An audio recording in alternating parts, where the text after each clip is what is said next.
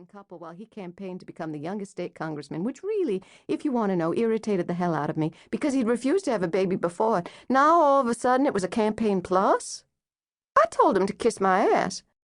Not that he hadn't kissed it before, but the context was different, you know? I made out like a bandit in the divorce settlement. Maybe I should feel guilty. I mean, it isn't exactly a feminist thing to do. Stand on your own 2 feet, make it with your own accomplishments, that kind of stuff. And actually, I do believe in all that. I just wanted to make Jason suffer. I wanted to punish him. Why? Because I caught him kissing my youngest sister Jennifer on New Year's Day while the rest of the family was in the den totally zonking out on bowl games. Jenny was 17 at the time. Well, being furious doesn't slow me down any. When I saw them in the dining room, I tiptoed away and found one of the disposable cameras we'd been using that day to record the occasion for Jason's campaign album. Family stuff, celebrating a holiday, picking out around a table loaded with all sorts of artery-clogging goodies, watching football. He liked to have pictures of my family get-togethers because my family is so much better looking than his.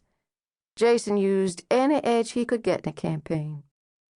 Anyway, I snapped a really good picture of Jason and Jenny with flash and all, so I knew I had him by the short hairs. What was he going to do, chase me down and tackle me in front of my father and wrestle the camera away from me? Not likely. For one thing, he'd have to explain, and he knew he couldn't count on me to go along with his story. For another, my father would have drop-kicked him over the television for daring to harm a hair on his namesake's head. Did I also mention that I'm Daddy's girl? So, I filed for divorce, and Jason gave me everything I asked for, on one condition, that I give him the photograph and negative of him and Jenny. Well, sure.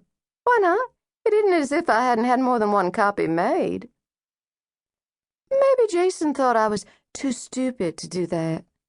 It never pays to underestimate how dirty your competition will play. For that reason, I really don't think Jason will do well in politics. I also told Mom that Jenny had let Jason kiss her. You didn't think I'd let the backstabbing little hussy get away with it, did you? Not that I don't love Jenny, but she's the baby of the family, and she thinks she should get anything and everything she wants. Occasionally, she has to be shown differently. I've also noticed that her name rhymes, too. Jenny Mallory. It's really Jennifer, but she's never been called that, so it doesn't count. I don't know what it is about rhyming names, but they're bad news for me. The difference is, I forgave Jenny because she's blood. No way in hell was I forgiving Jason.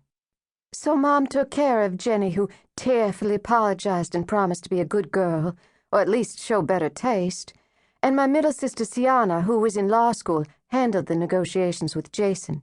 The name Sienna is supposedly the Welsh form of Jane, but take it from me, the name really means man-eaten shark with dimples. That's Sienna. With the Mallory women in action, the divorce went through in record time without Daddy ever finding out exactly why we were all mad at Jason. Not that he cared.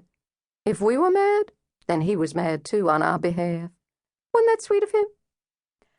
What I got from Jason in the divorce settlement was a very nice little chunk of change, thank you. I also got the red Mercedes convertible, of course, but the money was the most important because of what I did with it.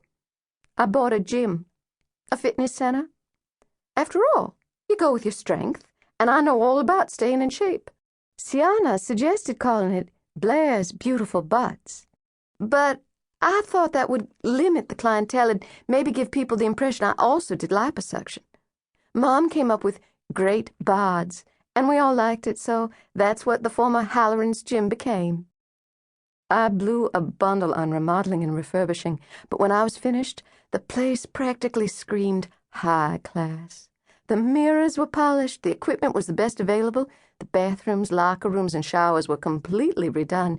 2 saunas and a lap pool were added, plus a private room for massage. A member of Great Bods had a choice of yoga, aerobic, Liebow, or kickboxing classes.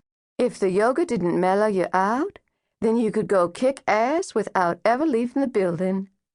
I also insisted all my staff be trained in CPR, because you never know when an out-of-shape executive with high cholesterol will hit the weight machines in an effort to get back his teenage body overnight so he can impress his new secretary, and there you go.